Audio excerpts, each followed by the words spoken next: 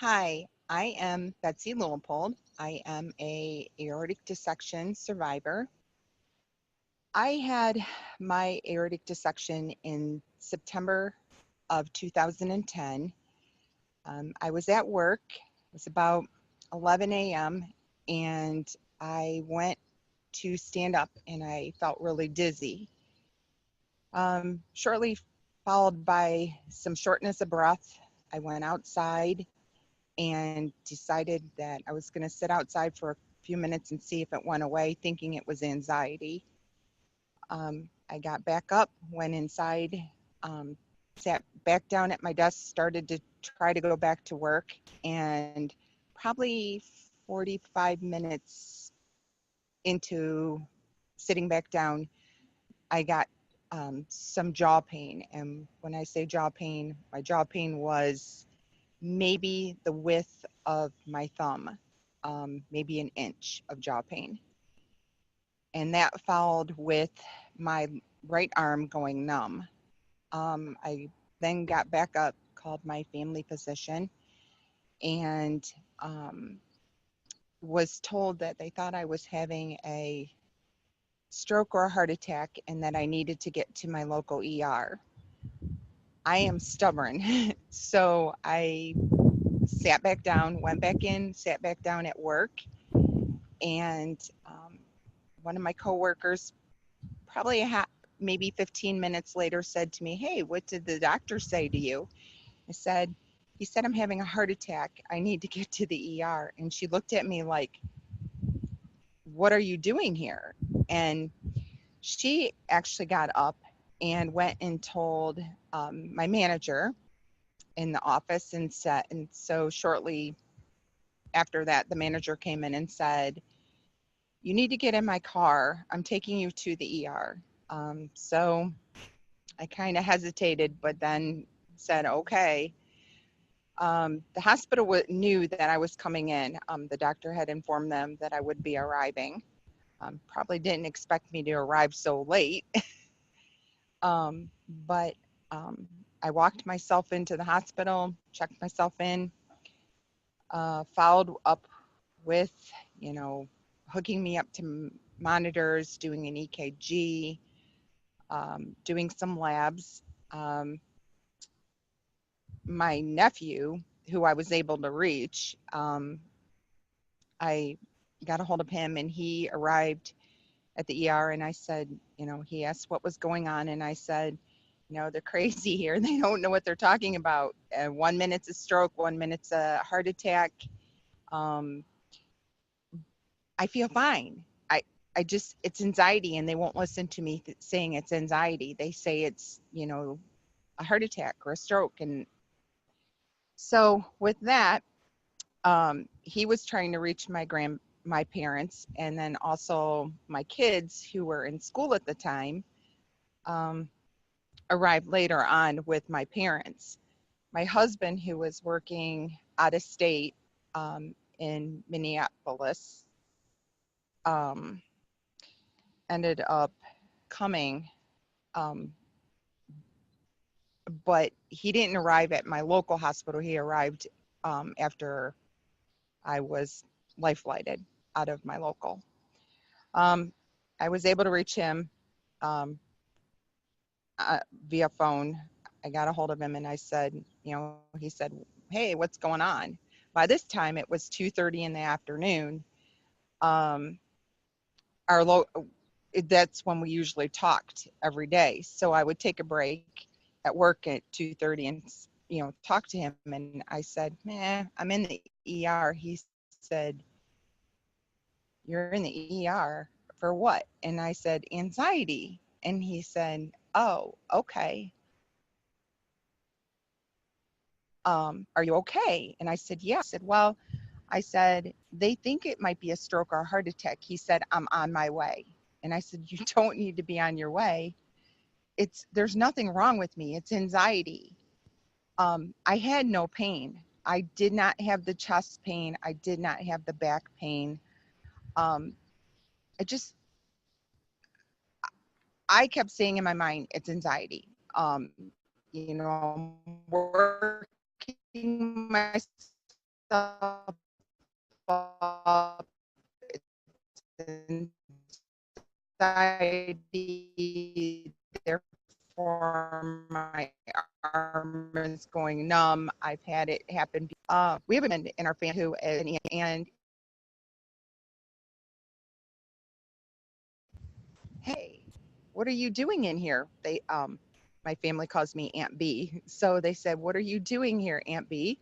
And I said, well, it's, it happens to be, anxiety. He said, anxiety. And I said yeah, that's what, I think it is. Anyhow, I said, the hospital thinks it's a stroke or a heart attack.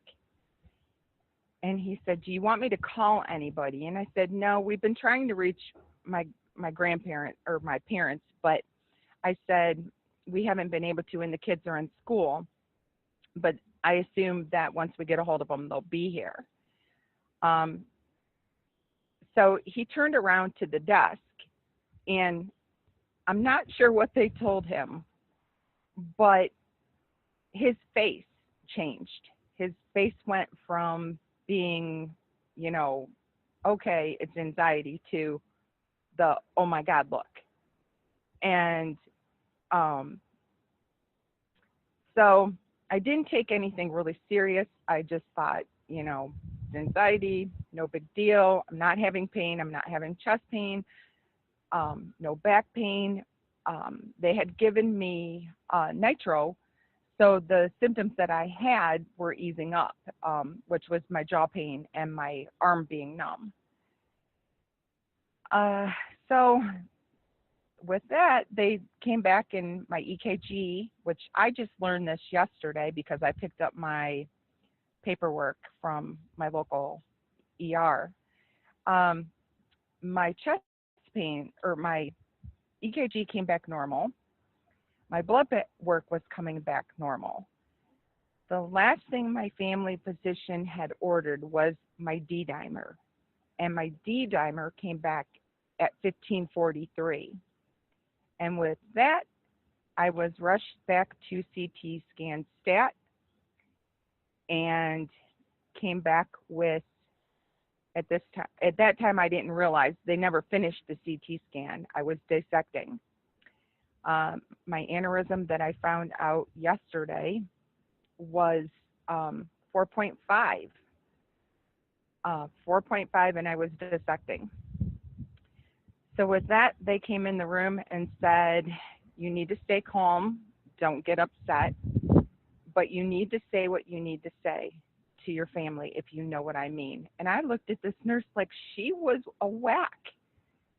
I felt fine.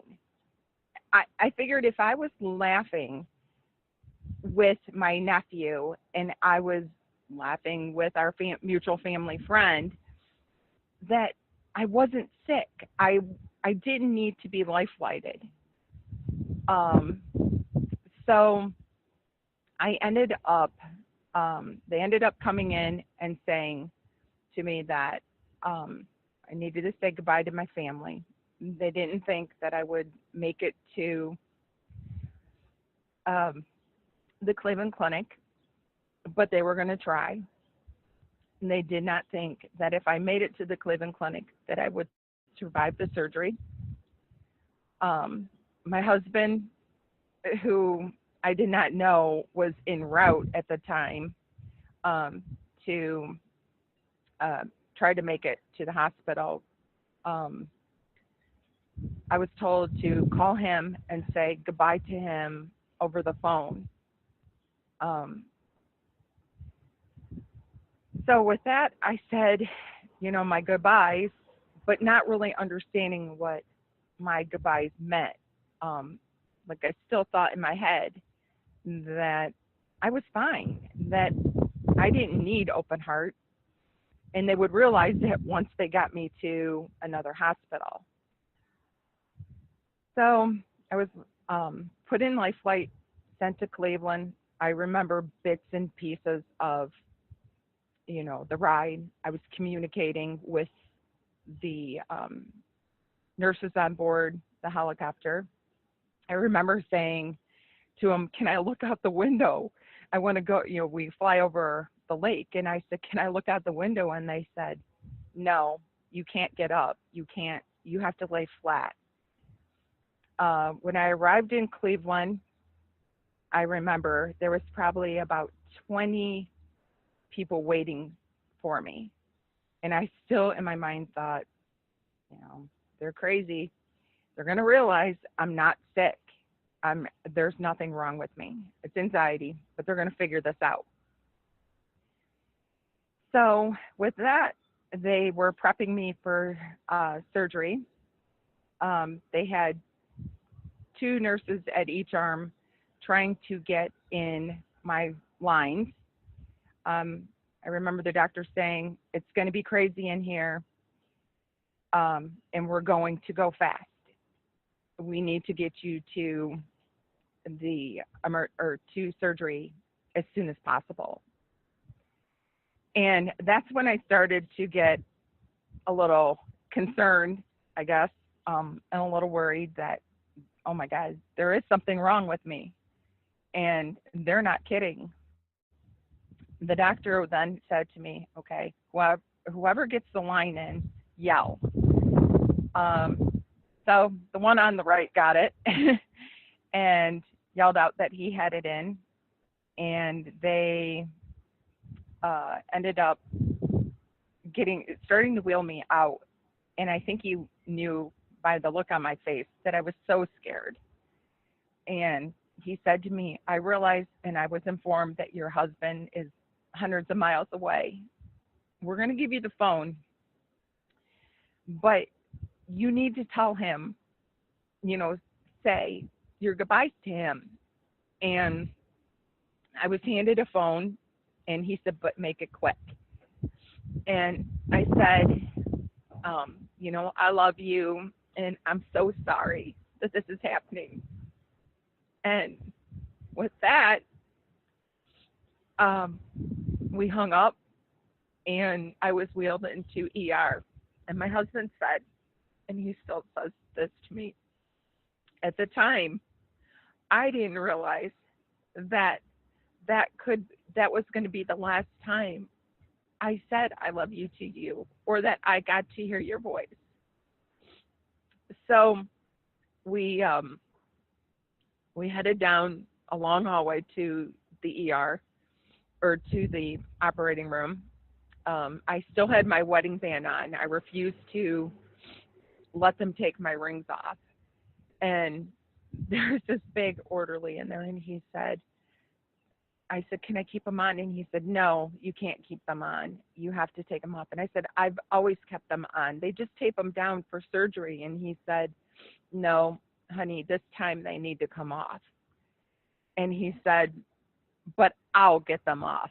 And I just remember in my head this big guy coming at me and saying, "He's taking my rings off," and how final this could be. And the next thing I remember is waking up in ICU. I came out of my drug-induced coma on my own, and they wanted to put me back under. And my husband said, "No, if she's trying, her body's saying she's ready. If she's ready to come out of it, let her come out of it." And so the hospital, or the nurses and doctors, decided that yes, that was probably the best, since I was coming out of it on my own, to just let me do it. So I came out of it on my own a day later, not understanding that I had open heart surgery.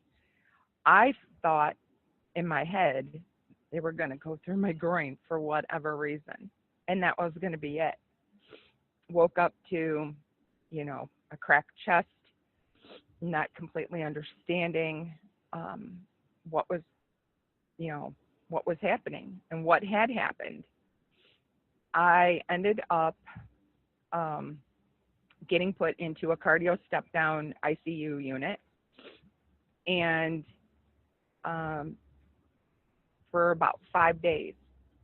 And when I came up out from the drug induced coma, my right arm didn't work, and I couldn't understand why my fingers weren't working. And with that, they said, we believe that either one, the cuff was put on too tight, and during surgery, it caused nerve damage, or two, where we put your bypass machine and we cut, which is right here on me, it caused some kind of damage.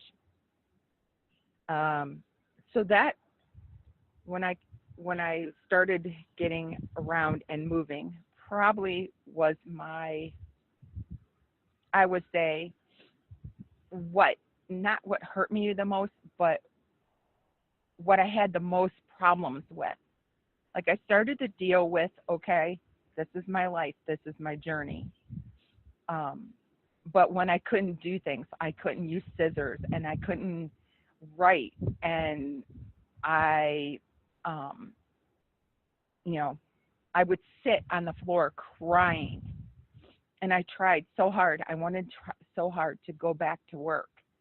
My boss at the time kept calling every week and say, hey, are you ready to come back? And so I forced myself to go back too soon, too quick. And with that, I couldn't do anything at work. I did accounting. I sat at a computer. One hand would be on the computer, one hand would be on my calculator, and I couldn't do it. I literally would go in after it closed and sit there until 11 o'clock at night or midnight, and I would cry at my desk because I couldn't grasp paper to file. I couldn't put my hands on the keyboard and work like I used to. To hold a pen hurt. And so I had an episode at work where I stressed out. I turned bright red. Every bit of my body broke out in hives. My feet swelled up. My arms swelled up. My face swelled up. And I went into the bathroom and was crying. And I went back to my coworker afterwards and said, I can't do this. I can't. It's too soon. And she said, cold-heartedly, have you finished your work? And I said, no. And she said, well, finish your work. And I said, no, I need to get a hold of my family doctor now. Something's not right. And she ended up demanding I go back to work. So I did. I finished my work. I didn't have much in my desk anymore because I had been gone so long. So I grabbed what I had left there and called my family physician and said, I'm on my way. Something's not right. When I arrived there, my blood pressure was sky high, and he said, you're done. No more working. You are done. And at 42 years old, just surviving open heart surgery and now being told, you can't go back to work. The stress will kill you. Just was a whole nother journey. It was heartbreaking to me. I had never not worked. I was like, what do I do? And so with that, I took his advice, and it didn't sink into me. I had to tell my husband that I couldn't go back to work, but I also had to tell my employer. And so day one of this was on a Friday that this all happened. So Monday morning came, and I'm like, oh, I have to go to work. And my husband's like, no, you can't go to work. You're under doctor's orders, no work. So day one, I call there, and I'm like, I'm sick. I can't come to work. And they were like, okay, just let us know what's going on. Day 2, which was a Tuesday, I said, oh, I must have strep throat. It's really bad. I can't come to work. Day 3, which was Wednesday, my husband said, you cannot continue to lead them on. You need to walk in there with your keys and tell them you are done. So with my husband, I walked back to my boss and said, I'm so sorry, but I can't come back to work. And he looked at me and he said, I'm sorry too. Maybe in a few months things will change and you can come back. And in the back of my mind, I thought he is right. In a couple months, things might be different. I can come back. Every time I see this man, he grabs my right hand and flips it over and says, is it any better? I would love for you to be back here. And my answer is, no, it's not any better. I'm sorry.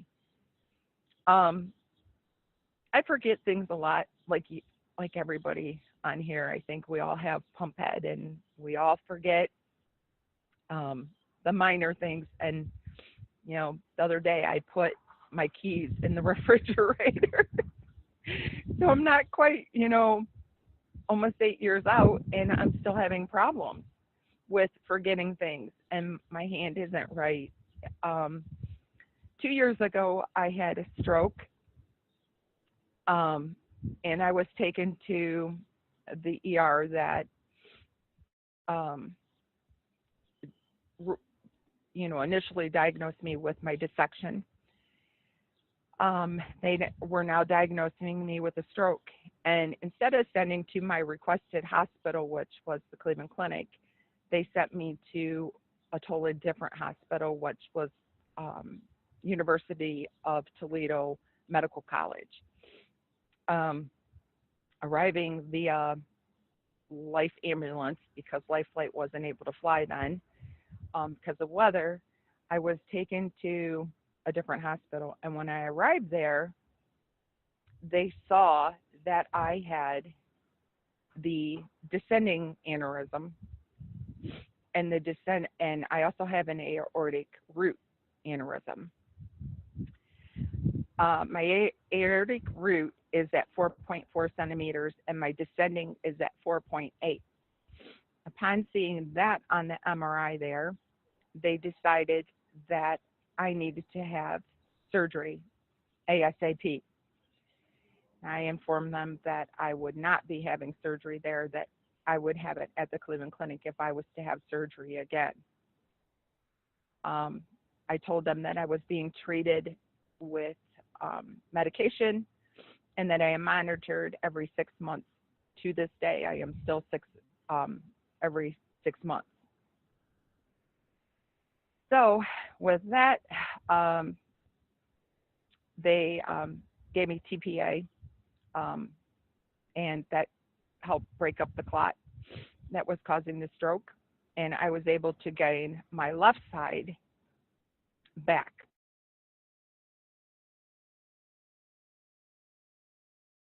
My left leg or my left arm. So, like everybody here, it's been a journey. I'm still fighting. I know we all fight. I thank God every day that I found aortic hope, and I've got to meet some amazing survivors. And I want to become a hope ambassador to spread the word.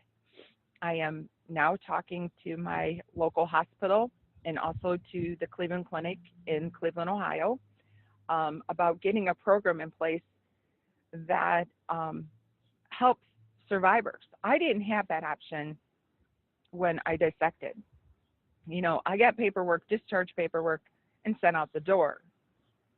And I honestly can say, as you can hear me say, I didn't find out any information until just yesterday when I went and picked up my local ER report that said, I was dissected at 4.5 and that I had an aortic dissection, and I do have descending and aortic root still. I I guess I didn't want to know all the information that they were hitting me with at one time. Um, Cleveland Clinic sent me a packet probably 6 weeks after my open heart surgery, and it sat in the envelope for months. I did not want to read what they had to tell me, and then, and when I did read it, I had a breakdown. Um, their reports talked about how cold I was and what numbers they put me to, and that, you know, basically dead on the table, and, how they warmed me up to bring me back. So I ended up throwing all that paperwork out. I I couldn't handle it, and now I have found Aortic Hope as a support group. Um, I I feel not amazing. I have my good and bad days, but I feel amazing that I have this group that I can talk with, and not only tell them my story, but hear their stories and how they're getting through certain things. And I was able to meet fellow survivors a few weeks ago and have a weekend with them. And ever since then, I feel like a new person. Like, I have this goal in mind that I want to share my story with other survivors, and that I want to tell them my journey. And I also want to spread the word through local organizations and hospitals and get Aortic Hope's name out there, so that we can save a life, that it doesn't have to be like this. In my case, I didn't have any pain. I didn't have back pain and chest pain. It was a fluke that my doctor was determined to do one last test, which was my D-dimer. And my D-dimer came up so high that she was like, get her to CT. And with that, they saw that I was dissecting. It might be a totally different outcome. I might not be here sharing my story. I might be, unfortunately, not here, not able to witness my children grow up, witness, my 15-year anniversary with my husband. I'm going to be a grandma this year. I am going to be 50 this month. And I have watched my youngest daughter graduate college and just change her career path. She wanted to take care of children and be a pediatrician. And she changed her career path because of what had happened to me. One day she just said, I want to go to Cleveland State University and go to that university. And I was like, wait, you got accepted to your number one pick. And she said, I want to go there because they work with the Cleveland Clinic. And if I get my foot in the door at the Cleveland Clinic, my goal is to work in the cardio unit there. And I was dumbfounded. I was thrilled, but taken back at the same time. And so she is actually at the Cleveland Clinic, on the cardio floor in a cardio step down, and giving back to them, but helping patients that have not only aneurysms but other heart issues as well. And I thank God that I'm here every day, that I get to witness what my children are doing in their lives. I get to witness, I'm going to be a grandma, and I'm just amazed. I got to witness my nephew and his wife bless our family with a little girl, and she is my heart. not only my children and my family, but this little girl has renewed me.